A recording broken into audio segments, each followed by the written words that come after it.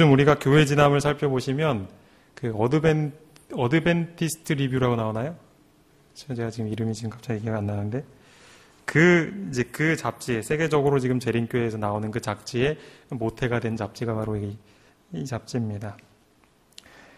그들은 이 간행물을 계속 발행하기 위해서 매우 궁핍하게 살았습니다. 이 출판물 사업을 이해하는 사람들이 그 당시에는 별로 없었기 때문에 그들 부부는 물질적으로 가난했지만 자신의 사재를 털어서 그 출판물을 인쇄하고 그것을 배포하는 일에 헌신했었습니다. 이 부부는 늘 가난과 그리고 낙담과 투쟁하지 않으면 안 되었습니다. 그리고 그 출판물들을 만드는 데 있어서 할 일이 너무나 많았기 때문에 어떤 날은 자정 혹은 새벽 2시나 3시까지 앉아서 교정하고 또 교정하는 작업을 계속했었습니다. 이 두 부부에게 많은 짐이 지워졌습니다. 과로, 걱정, 고민, 영양 부족, 추위 등의 무거운 짐들이 이 두 부부의 어깨 위에 지워졌습니다. 그 중에서도 남편 화잇은 너무나 연약해져서 이젠 그 원고를 들고 인쇄소에 가는 것조차도 힘들 만큼 그의 건강이 악화되었습니다. 그들의 믿음은 갈수록 극도의 시련을 받게 되었습니다. 그런 그들을 힘들게 했던 또 하나의 이유가 있었습니다. 그것은 그들을 시기했던 사람들 때문이었습니다. 이 두 부부는 사람들의 유익을 위해서 그렇게 고생하면서 인쇄물을 만들지만 그 받아보는 사람들 중에서 어느 누구도 이 부부의 노고를 감사하다거나 또 그 감사를 표현하는 사람들은 별로 없었습니다. 잠을 자고 충분히 쉬어야 할 시간에도 이 부부는 무엇에 전념했냐 하면 자신들을 시기하는 사람들이 보낸 편지에 답장을 쓰는 일로 굉장히 힘들었습니다. 밤늦게까지 그런 편지를 썼다고 합니다. 다른 사람들은 곤히 잠잘 그 시간에 그들은 눈물을 흘리면서 하나님 앞에 자신들의 괴로운 심령을 토로하면서 그 밤을 보냈습니다. 마침내 남편 화잇이 그의 아내에게 이렇게 말했습니다. 여보, 더 이상 분투해봤자 소용없겠소. 이 모든 것이 나를 짓 부수어서 곧 무덤으로 끌어갈 것입니다. 나는 더 이상 이 사업을 밀고 나갈 수 없소. 나는 더 이상 이 간행물을 출판하지 않겠다는 광고를 내겠소. 그리고 그가 그 원고를 인쇄소에 전달하기 위해서 문을 나설 때였습니다. 그 말을 듣고 충격을 받은 이 화잇 부인이 그때 기절하고 말았습니다. 나가려던 남편 화잇은 자신의 아내를 보고 다시 들어와서 그 부인을 위하여 간절히 기도했습니다. 그리고 그 기도의 응답으로 화잇 부인은 다시 의식을 회복하게 되었습니다. 다음날 아침에 이 두 부부가 가정 예배를 드리는 중에 이 화잇 부인이 이상을 보게 되었습니다. 그 이상 중에서 하나님께서는 이 문제에 대해서 지시를 내려주셨습니다. 남편 화잇이 결코 간행물을 포기하지 말아야 할 것을 그에게 보여주신 것입니다. 왜냐하면 지금 그들이 그런 생각을 갖고 있는 것 자체가 사단이 지금 자신의 대리자들을 총동원해서 남편 화잇이 그렇게 그만두도록 만들고 있다는 것을 계시로 분명하게 보여주었기 때문입니다. 그녀는 또한 자신들이 출판 사업을 계속해야 하고 주님께서 자신들을 붙들어 주실 것에 대하여서 이상으로 하나님의 약속을 보았습니다.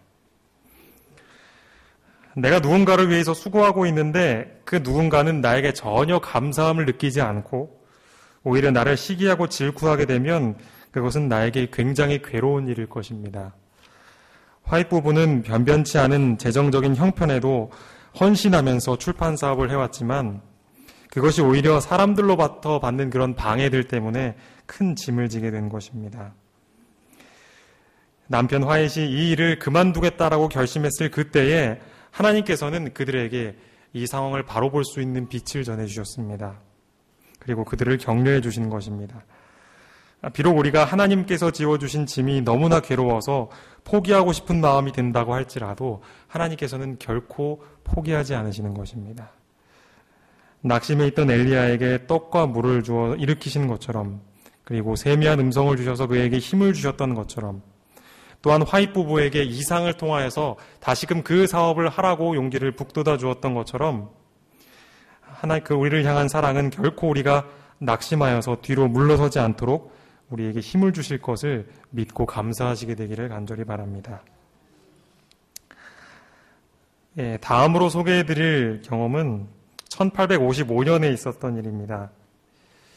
그 당시에 남편 화잇은 약 2,000 내지 3,000달러의 빚을 지고 있었습니다.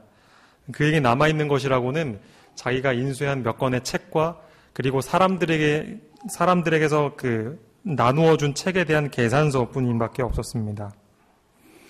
그리고 그 중에서는 책값을 받을 가능성이 전혀 없는 그런 계산서도 있었습니다. 갈수록 출판물 주문은 줄어들었고 재정 상황은 어려워졌습니다.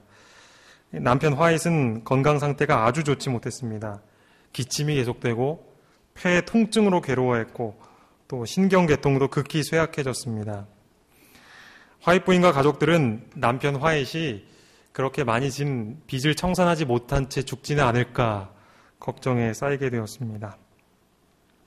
화잇 부인이 훗날에 이 시기를 가리켜서 자신의 슬픔의 시절이라고 할 만큼 그 시기는 매우 괴로운 시기였습니다.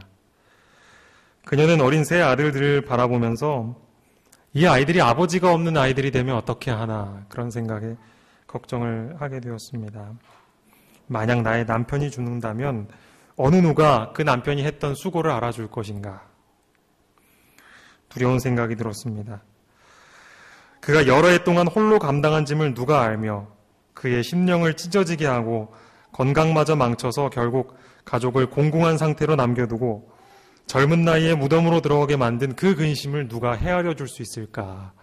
화잇 부인은 그런 생각을 했습니다. 그리고 그 시절에 화잇 부인은 종종 이렇게 생각했다고 합니다. 하나님께서는 이런 일쯤은 돌아보시지 않는 것인가?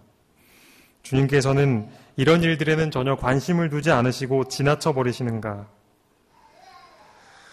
그때 또 하나 든 생각은 그렇지만 하나님께서 이 모든 것을 바라보고 계시고 또한 이 모든 상황을 기록하시고 판단하실 분이 계시다는 사실을 기억했습니다. 자기들 부부가 했던 희생과 극기 그리고 주님을 위해 당했던 그 모든 쓰라린 고민이 하늘책에 기록되어 있다라는 사실에 이 화잇 부인은 큰 위안을 받게 되었습니다. 그때 하나님께서는 그녀에게 또 이상 가운데 나타나셨습니다. 그리고 남편을 회복시켜 주실 것과 그리고 사단이 온 힘을 기울여서 맹공격을 할 것이기 때문에 더욱 강한 믿음으로 나를 붙들어야 한다라는 것을 보여주셨습니다. 그리고 그녀의 가족들은 하루에 3번씩 각각 하나님께 나아가서 간절히 아버지와 그리고 남편의 건강의 회복을 위하여서 기도드렸습니다. 이 당시에 화잇 부인이 다른 여인에게 쓴 편지가 있는데 이 당시의 상황을 잘 표현하고 있어서 제가 좀 소개해드릴까 합니다. 나는 내가 지금 나의 아이들을 친히 돌보며 함께 지낼 수 있는 것을 참으로 감사히 생각합니다. 몇 주일 동안 나는 구원에 대해 줄이고 목마른 것처럼 간구했으며 우리는 거의 아무 방해도 없이 하나님과의 교제를 즐겼습니다. 우리가 샘물에 나아가 마실 수 있는데 왜 멀리서 목말라 있습니까? 창고에 빵이 가득 차 있는데 왜 우리가 줄여 죽습니까? 모두가 풍성하고 거저주는 것인데 오, 내 영혼아, 마음껏 먹고 하늘의 기쁨을 매일 만끽하라. 나는 잠자코 있을 수 없노라. 하나님을 찬양함이 나의 마음과 나의 입술에 넘치는도다. 우리는 우리 구주의 충만한 사랑을 기뻐할 수 있구나. 우리는 그분의 탁월한 영광을 즐길 수 있노라. 내 영혼이 이것을 증거하노라. 이 귀한 광명이 나의 모든 음산한 것을 몰아냈으니 나는 결코 잊을 수 없도다. 주여, 이 생생한 기억을 오래오래 간직하게 도우소서. 내 영혼의 모든 활기야 깨어 일어나라. 일어나 너의 구속주의 놀라운 사랑을 인해 그분을 순경하라. 우리의 원수들이 기고만장하여 독서를 퍼붓고 그들의 혀로는 모략과 기만과 오류를 날조하지만 우리를 움직일 수는 없으리라. 우리는 우리가 믿는 분을 아노라. 우리는 헛되이 뛰거나 헛수고하지 않았다. 결산의 날이 도래하리니 그때 만인은 자기가 행한 대로 심판을 받으리라. 세상은 사실 암흑하고 반대는 극심하며 희롱하고 비방하는 자는 더욱더 담대히 그들의 죄악을 가중시킬지라도 이 모든 것 때문에 우리는 요동하지 않을 것이며 오히려 전능하신 분의 팔에 의지하여 힘을 얻으리라. 여러분, 이것이 이제 남편이 언제 죽을지 모르는 상황에서 부인이 할 수 있는 기도일까요? 저는 이 기도를 읽으면서 정말 화이트 부인이 붙들었던 그 믿음이 얼마나 위대한 것인가를 느낄 수 있었습니다. 그 가족들의 기도를 들으신 하나님께서는 남편 화이트를 회복시켜 주셨습니다. 뿐만 아니라 출판 사업의 짐을 나눠질 수 있는 동역자들이 생기게 되었습니다. 1856년 11월에 배틀크릭에서 열린 집회를 통해서 출판물에 대한 주문이 증가가 되었고 또 많은 사람들에게 이 출판물 사업의 중요성이 각인되기 시작했습니다. 그 간행물을 읽은 모든 이들에게서 전에 가졌던 그 부조화의 정신은 모두 사라지게 되었습니다. 남편 화이트는 그렇게 많이 쌓여 있었던 부채를 모두 갚게 되었습니다. 그리고 폐와 인후의 통증이 사라져서 이제는 하루에 3번씩 설교할 수 있을 만큼 그의 건강이 회복된 것입니다. 이 모든 것이 바로 하나님께서 이루신 일이었던 것입니다. 성도 여러분, 하나님께서 주신 사명을 우리가 이행하다 보면 이렇게 뜻하지 않은 어려움을 겪게 됩니다. 어느 누구도 나의 수고를 알지 못하고 나의 짐을 덜어줄 사람이 없는 그런 상황에 직면할 수 있습니다.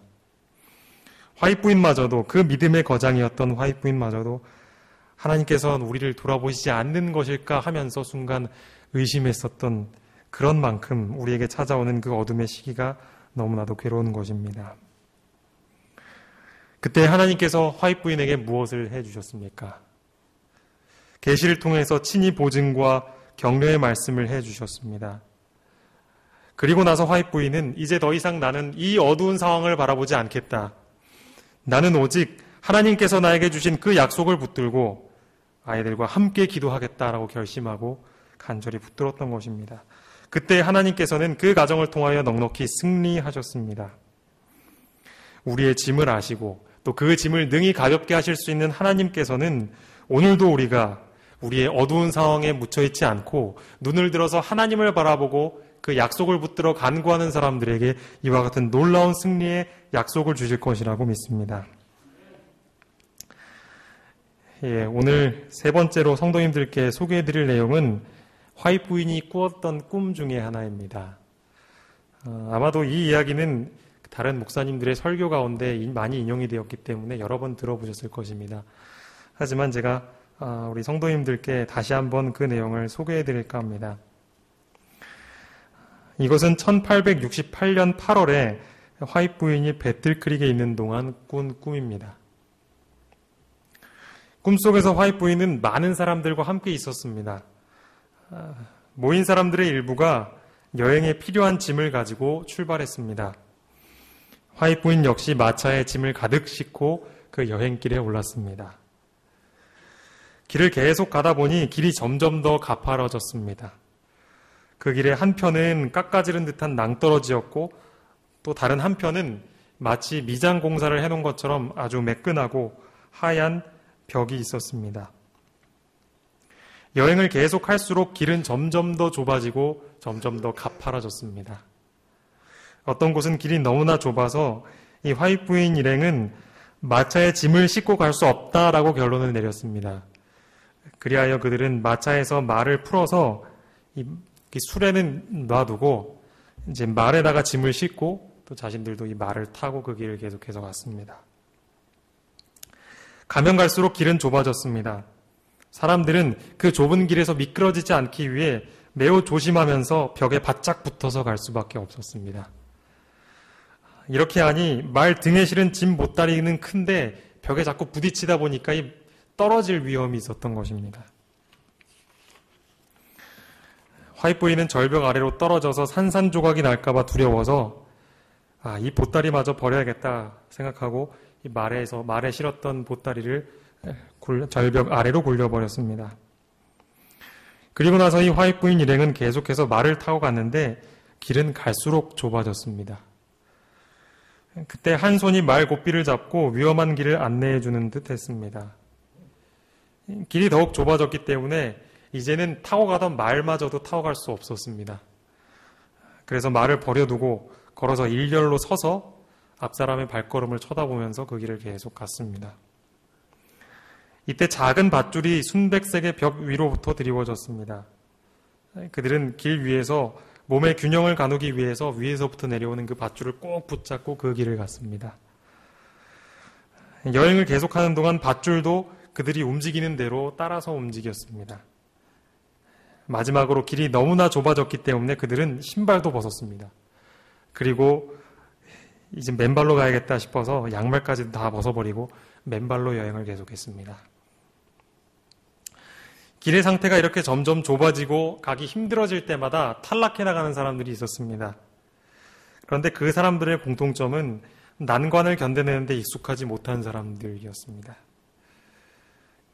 그것에 익숙한 사람들만이 남았고 그 남은 사람들은 오히려 그들의 가는 길이 어려울수록 더욱 분발해서 그 길을 걸어 나갔습니다. 갈수록 길에서 떨어질 위험이 높아졌습니다. 그래서 그들은 흰 벽에 바짝 붙어서 갔지만 길이 워낙에 좁기 때문에 그들은 발을 이렇게 완전히 땅바닥에 탁 붙일 수조차 없었습니다. 그래서 그들은 거의 모든 체중을 위로부터 내려온 밧줄에 걸고 그 밧줄을 의지해서 앞으로 나아갔습니다. 사람들은 이렇게 얘기했습니다. 우리는 위에 매달려 있다. 우리는 위에 매달려 있다. 좁은 길을 함께 가고 있는 사람들도 같은 말을 외쳤습니다. 화이트 부인 일행은 저 아래 깊은 골짜기에서 들려오는 한 소리를 들었습니다. 그곳은 떠들썩한 환락의 소리, 모욕적인 맹세와 속된 농담과 저속하고 비열한 노랫소리를 들었습니다. 저주와 고민의 부르짖음과 곡성이 떠들썩한 웃음소리도 그 소리와 함께 섞여서 들려왔습니다. 그럴수록 이 화이트 일행은 좁고 험한 길을 더욱더 조심해서 갔습니다. 그들은 이제 땅에 발을 딛고 가는 것이 힘들어서 이젠 전 체중을 이 밧줄에 의지하고 그 밧줄을 잡고 앞으로 나아간 것입니다. 그런데 신기한 사실은 앞으로 나아가면 나아갈수록 이 밧줄은 점점 더 굵어졌습니다. 화이트 부인이 눈을 들어서 이번에는 반대편에 있는 흰 벽을 바라보았습니다. 그런데 그 벽에는 피로 얼룩진 것들이 있었습니다. 그것을 보면서 매우 유감스러운 생각이 들었지만 곧 그것은 당연한 일이라고 생각을 했습니다. 왜냐하면 그 길을 피를 흘리면서 갔던 사람들이 앞서 있었다라는 것입니다. 그만큼 그 길이 힘든 것이지만 누군가는 그 길을 갔기 때문에 우리도 역시 이 길을 갈 수 있을 것이다라는 희망을 가졌던 것입니다. 끝까지 참고 견디자, 그런 생각을 가지고 그 사람들은 계속해서 그 여정을 이어나갔습니다. 마침내 더 이상 그들의 앞에 길이 없는 막다른 길이 되었습니다. 그 눈앞에는 깊은 수렁이 있었습니다. 그리고 그 수렁 너머로는 그들이 이제껏 세상에서 볼 수 없었던 아름다운 평원이 펼쳐져 있었습니다. 화이트 부인은 이 세상에서는 결코 본 적이 없었다라고 그렇게 표현을 합니다. 하지만 그들이 그곳에 성공적으로 도착할 수 있을까? 그것이 고민이었습니다. 그 수렁에는 그들이 전혀 발을 디딜 만한 곳이 없었습니다. 오로지 자신들이 위로부터 내려와서 아까부터 잡고 왔던 그 밧줄만 의지해서 그 수렁을 건너가야만 했던 것입니다. 화이트 부인은 작은 소리로 이렇게 외쳤습니다. 무엇이 이 밧줄을 붙들고 있나요? 잠시 동안 그들은 진행하기를 멈췄습니다. 그리고 이렇게 외쳤습니다. 우리의 유일한 희망은 밧줄에 전적으로 의지하는 것입니다. 험로로 오는 동안 그것은 내내 우리의 의지가 되었습니다. 그러므로 그것은 우리를 낭패시키지 않을 것입니다. 아직도 이 화이트 부인과 남편 화이트는 이 길을 어떻게 해야 할까 걱정하면서 그곳에서 망설이고 있었습니다. 그때 그 뒤를 따라오던 사람들이 또 이렇게 이야기를 했습니다. 하나님께서 밧줄을 붙들고 계신다. 그러므로 우리는 두려워할 필요가 없다. 그들의 뒤에 오는 사람들이 또다시 이렇게 반복해서 말했습니다. 그분께서 지금 우리를 낭패시키지 않으실 것이다. 그분께서 우리를 여기까지 안전하게 인도하셨다. 이 소리를 듣고 용기를 얻은 남편 화이트이 먼저 마음에 결심을 했습니다. 그리고 위로부터 내려온 밧줄을 꼭 잡고 그 수렁을 넘어서 눈앞에 펼쳐진 그 아름다운 평원을 향해서 갔습니다. 그 아름다운 땅으로 건너뛰었습니다. 그리고 화이트 부인도 그 줄을 잡고 남편의 뒤를 따라갔습니다. 그들이 그 평원에 도착하게 되었을 때 하나님께 대한 감사한 마음이 넘쳐나게 되었습니다. 그곳에서 많은 사람들이 하나님을 찬양하는 승리의 함성을 외치는 것을 그들은 듣게 되었습니다. 화이트 부인은 그곳에서 이제껏 누려볼 수 없었던 완전한 행복을 느낄 수 있었습니다. 우리 성도님들은 이 이야기를 들으시면서 어떠한 것이 생각이 나십니까? 그리고 만약 우리 성도님들께서 그 꿈에서 나타난 그 장면처럼 이러한 길을 여행해야 한다면 여러분은 어떠시겠습니까? 저는 이 꿈이 화이트 부인의 인생을 너무나도 잘 표현하고 있다라고 생각했습니다. 처음 여행을 시작했을 때는 많은 사람들이 있었습니다. 하지만 그 길이 점점 좁아지고 그 길이 가기가 힘들어지면 질수록 포기하는 사람들이 많아졌습니다. 화이트 부인 역시 처음에 그가 회심하고 하나님의 부르심을 받아 활동을 시작했지만 갈수록 생각지 못했던 난관에 부딪히면서 이 더군다나 몸이 약했던 화이트 부인은 너무나도 자주 쓰러졌고 너무나도 많은 심적인 괴로움을 겪었습니다. 그가 가야 했던 길은 너무나 좁고 힘든 길이었습니다. 그녀는 그 길을 가기 위해서 많은 것을 포기해야만 했습니다. 마치 꿈속에서 길을 가는 사람들이 자신의 짐을 하나씩 버리면서 그 좁은 길을 갔던 것처럼 말입니다. 때로는 사람들의 시기와 질투를 받기도 했습니다. 자신에 대해 반감을 갖고 있는 사람들 앞에서 말씀을 전해야 할 때도 있었습니다. 희망이 보이지 않는 출판물 사역 때문에 여러 해 동안 육신의 고통을 받기도 했습니다. 하지만 하나님께서는 끝까지 그 길을 걸어간 사람들을 잊지 않으셨습니다. 그리고 그들이 의지해야 할 밧줄을 각자에게 내려주셨습니다. 그 밧줄은 순종하면서 앞으로 나아갈수록 더욱더 굵고 튼튼해졌습니다. 그리고 그들이 마침내 아름다운 평온에 도착하게 됐을 때 그들은 완전한 행복을 누렸던 것입니다. 마찬가지로 우리도 역시 이러한 좁은 길을 끝까지 가게 된다면 하나님께서 예비하신 그 하늘나라에서 이 화이트 부인이 꿈에서 경험했던 그 행복을 우리도 누릴 수 있을 것이라 생각합니다. 화이트 부인이 승리할 수 있었던 비결은 무엇이었을까요? 수많은 짐들이 그의 삶 앞에 놓였을 때 그 화이트 부인이 그것을 이기고 승리해 나갈 수 있었던 원동력은 어디에서 나왔을까요? 그것은 바로 그의 시선을 하나님께 고정시켰다는 것에 있습니다. 그는 자신이 극복할 수 없어 보이는 그 문제들이 앞에 있을 때 가장 먼저 무릎을 꿇고 하나님 앞에 간구했습니다. 그 문제 때문에 밤에 잠이 안 와서 밤 늦게까지 하나님께 탄원하면서 이 문제를 해결해 달라고 하나님께 부르짖었습니다. 그럴 때 하나님께서는 그의 연약한 몸에 힘을 주셨고 때로는 이상으로 그리고 때로는 기적으로 그 문제들을 해결해 주셨습니다.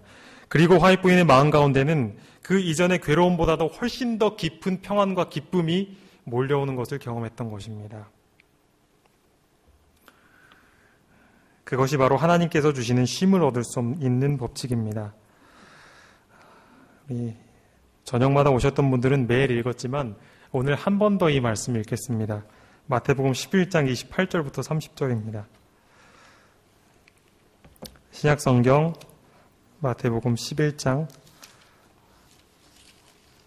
28절부터 30절입니다.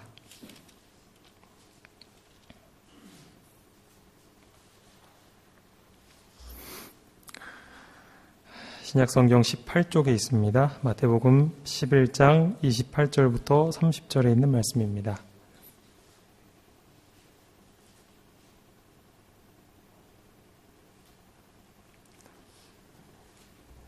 찾으셨으면 함께 읽겠습니다. 시작.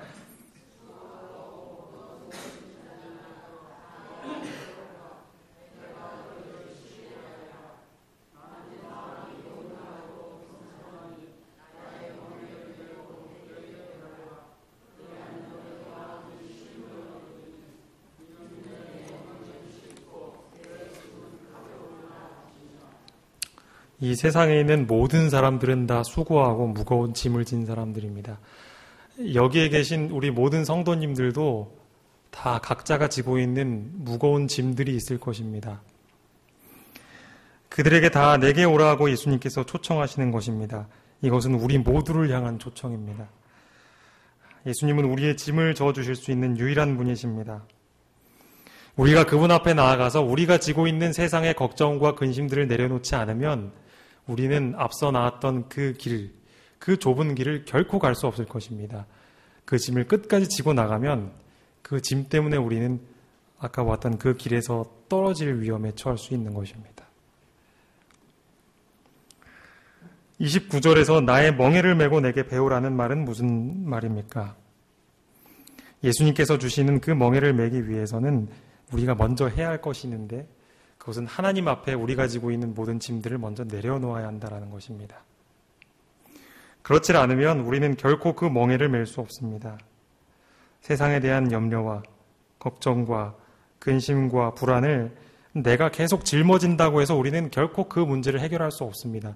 그런데 사람들은 어쩔 수 없어서 그런 것일 수도 있겠지만 그 문제가 해결되는 그 순간까지도 그 걱정을 놓지 못하고 자기가 지고 있습니다. 우리도 얼마나 그런 것들을 붙들고 살아갑니까? 그렇다면 우리가 어떻게 그 짐을 내려놓을 수 있는가? 하나님의 말씀은 그 방법을 이렇게 이야기합니다. 마태복음 6장에 있는 말씀을 보겠습니다.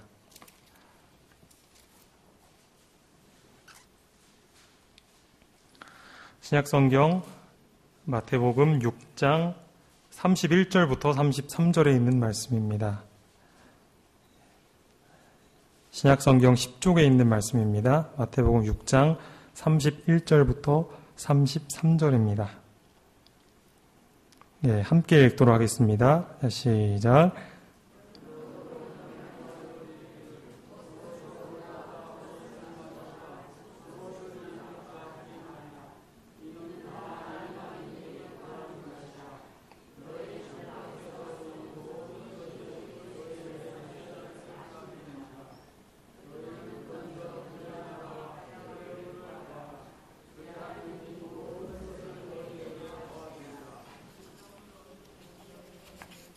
예, 여기까지 읽겠습니다. 하나님께서는 우리가 필요한 것이 무엇인지를 다 알고 계십니다.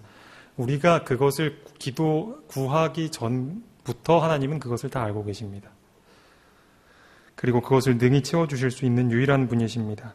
그렇기 때문에 하나님께서는 너희가 하고 있는 그 모든 근심과 걱정들은 다 나에게 맡겨놓고 너희는 다른 것에 집중하라는 것입니다. 그것이 무엇인가? 이 말씀은 이렇게 표현합니다. 너희는 먼저 그의 나라와 그의 의를 구하라는 것입니다. 지금 너의 상황을 바라보지 말고 그 순간에 너의 혼신의 힘을 다해서 나를 바라보라는 것입니다. 우리의 눈이 하나님을 향하게 될 때, 그리고 우리의 삶이 내가 져야 하는 짐들로부터 떠나서 하나님께서 나에게 맡겨주시는 그 직책으로 눈이 옮겨지게 될 때에 우리는 비로소 우리가 지고 있는 짐을 하나님 앞에 내려놓는 것입니다. 그것은 하나님께서 해주십니다. 우리가 하나님을 위해서 일을 하게 될 때 하나님은 우리를 위해서 일하시는 것입니다. 지난번에 소개해드렸지만 중요한 내용이기 때문에 한 번 더 말씀을 드릴까 합니다. 시대소망 329쪽과 330쪽에 있는 말씀입니다. 봉사를 위해 매는 멍에는 곧 하나님의 율법이다. 하나님께서는 우리가 봉사의 책임을 끈기 있고 현명하게 감당하기를 원하신다. 멍에는 무엇이라고 나와 있나요? 하나님의 율법이다라고 나와 있습니다. 우리가 지고 있는 모든 짐을 하나님 앞에 맡기고 우리는 하나님의 일을 하는 것입니다. 멍에는 하나님의 율법입니다. 그리고 그 멍에를 진다는 것은 하나님께서 나에게 주시는 그 명령에 내가 이젠 온전히 굴복하고 순종하겠다라고 결심하는 것입니다. 이런 사람이 봉사를 하게 되면 그 사람은 하나님을 위해서 어떤 일을 하든지 간에 그 사람에게 그 짐은 절대 무거운 것이 되지 않습니다. 그것이 바로 짐을 지면서도 쉼을 경험한다라는 하나님께서 우리에게 소개해 주신 놀라운 원칙인 것입니다. 화이트 부인은 자신의 전생애를 통해서 그것이 무엇인지를 우리에게 보여주고 있습니다. 혹시 우리가 가야 할 길이 좁은 길이라는 것 때문에 걱정과 두려움을 가진 분들이 계십니까? 물론 우리가 이 길을 계속 가다 보면 우리가 버려야 할 것들 때문에 마음고생을 많이 하게 될 것입니다. 하지만 생각해 보십시오. 우리가 하늘까지 가기 위해서 꼭 붙들고 가야 할 것이 몇 가지나 있을까요? 그것을 잠시 먼저 떼어놓는 것이라고 생각하시고 하나님 앞에 기꺼이 내려놓으시기 바랍니다. 하늘까지 우리가 가는 길에 꼭 지고 가야 할 짐은 하나도 없습니다. 오직 그 길에 필요한 것은 하늘에서 내려온 굵고 튼튼한 밧줄, 그것입니다. 우리는 그것만을 붙들고 하늘에 갈 것입니다. 우리의 걱정을 대신하시고 또한 우리의 근심을 대신 지시는 하나님께 모든 것을 맡기게 되시길 바랍니다. 그리고 그 대신에 우리의 빈 어깨에 하나님께서 우리에게 주신 말씀의 멍에를 메시기 바랍니다.